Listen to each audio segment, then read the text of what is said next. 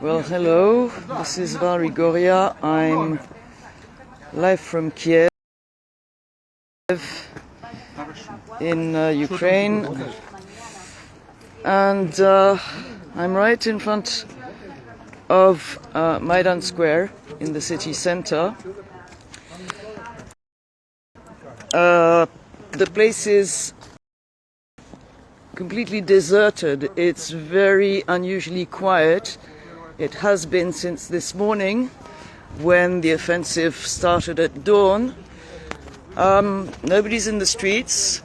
The shopping center right next to the hotel I'm staying at, and where a number of journalists are doing their stand-ups in front of the hotel. Everything is empty, and people have really, they were quite calm in the past few days and showing confidence and hope, but the hope has really vanished by now. People have been asked to stay at home, if they were not at home, to seek refuge in shelters, in the subway, or just to stay home.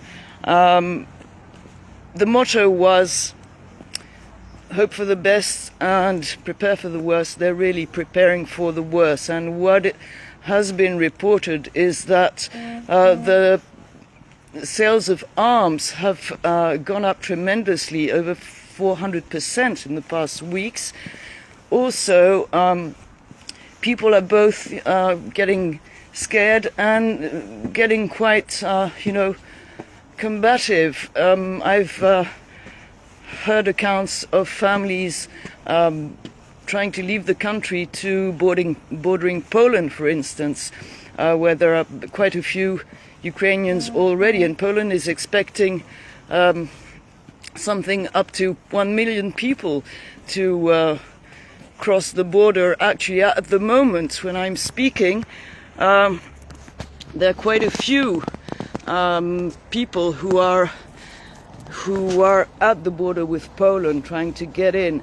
Apparently there are a lot of traffic jams on the roads, and at the same time people are at a loss to know where to go. They're going west, of course, to get as far as possible from the east and even from Kiev, because there were reports this morning from the army and from the emergency services in Kiev that an airport just on the outskirts of the city was being seized and had been bombed.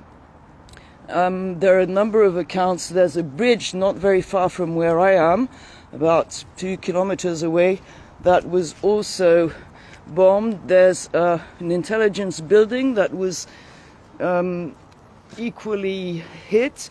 So it's not too safe to walk around in the streets of Kiev at the moment, although nobody expects, the city itself to be bombed. But one never knows. People are bracing for anything to happen, really.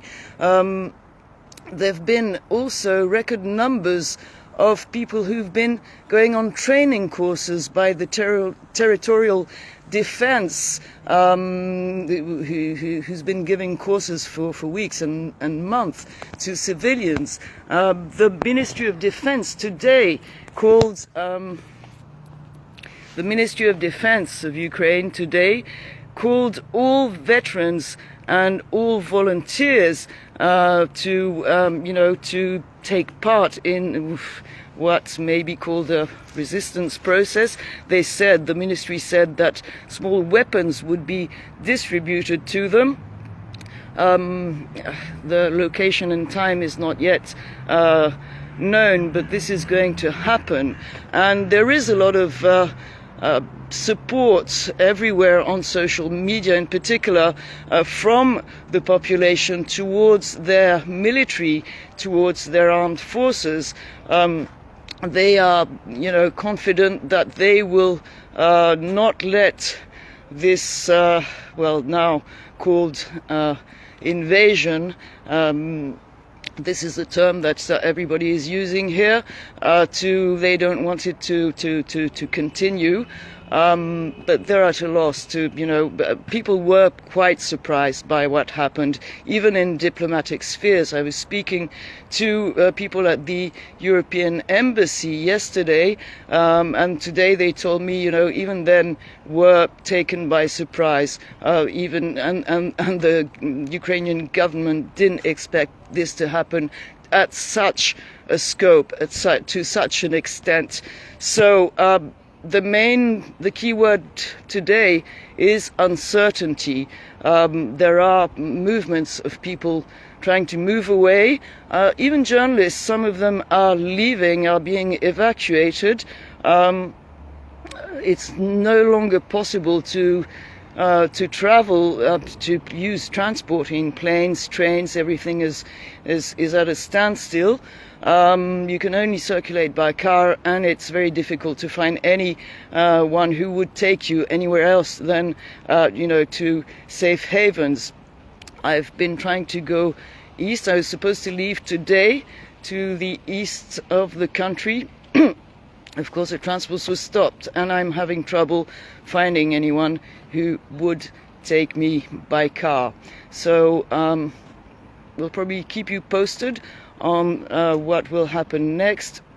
But this is more or less the situation of expectation and fear in the capital of Ukraine.